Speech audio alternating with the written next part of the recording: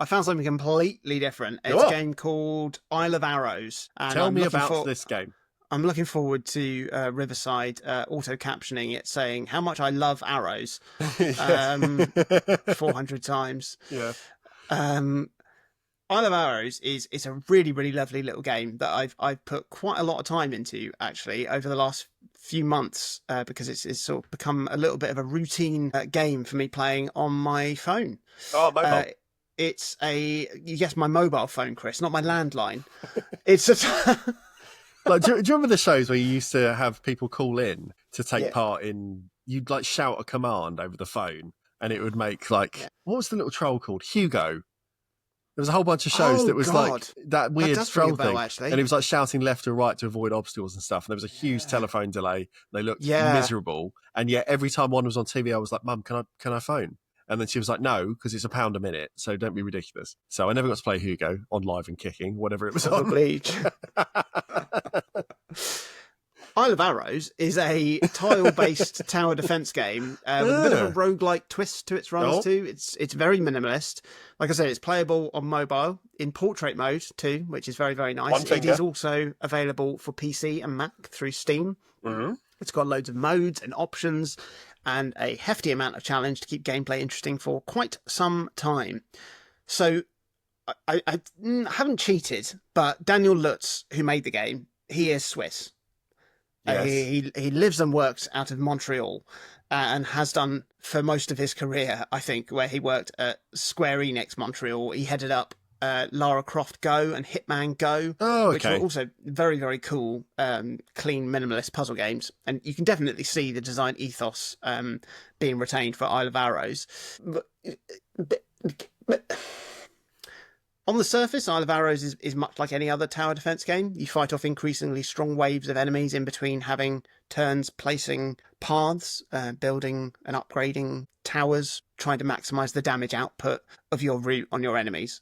Every turn you draw randomly selected cards, and then you can choose to play one of those or pay some of your money, in-game currency obviously, to reshuffle the cards, which is where the beginning of the roguelike twist is at play.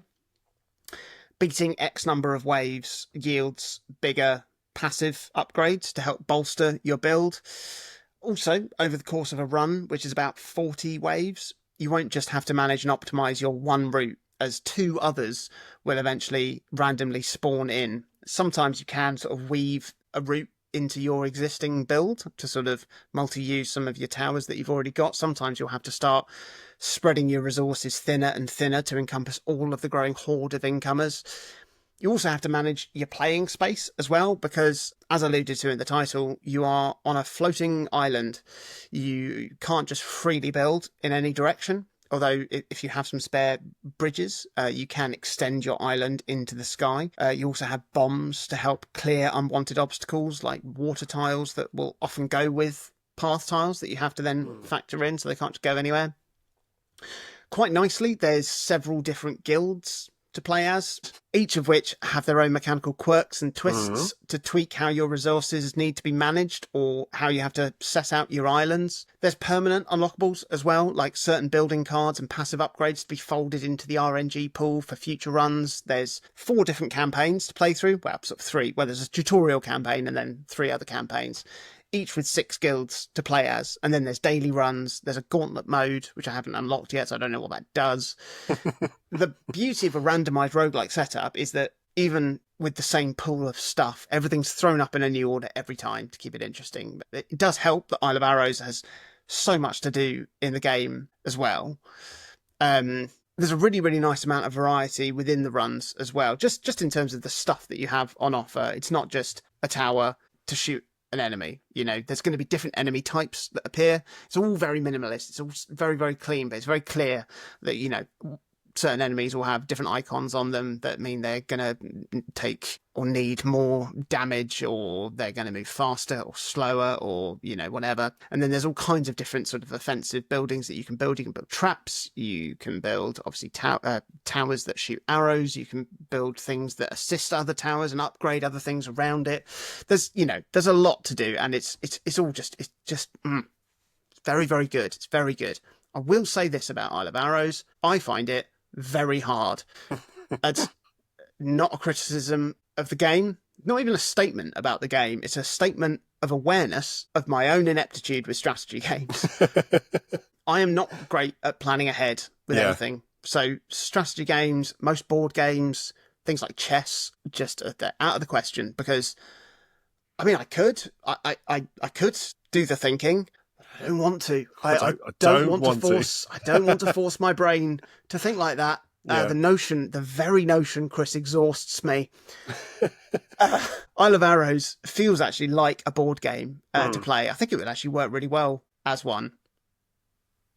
I talked to him about that. But there's several board games and a couple of video games that I will still happily play, knowing that I'm not going to be good at it, because I enjoy the process of playing it. Like Carcassonne or Agricola or Heroes of Might and Magic. I like playing those games, even though I know I probably suck at them. And Isle of Arrows can join that group. Like, I have won one run in my time playing this game, and I still enjoy playing it. One day, maybe I'll chance my way to another win, but I like playing it because it's so well designed. I'm also slowly unlocking other bits and bobs in it.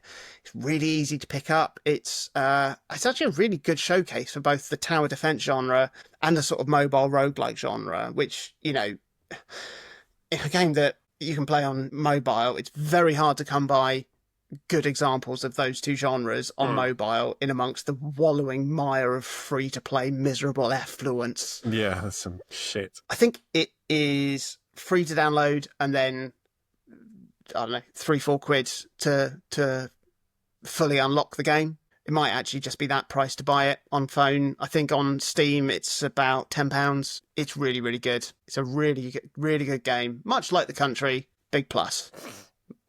It's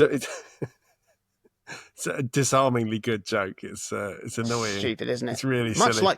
Much like The Country's flag. That's it.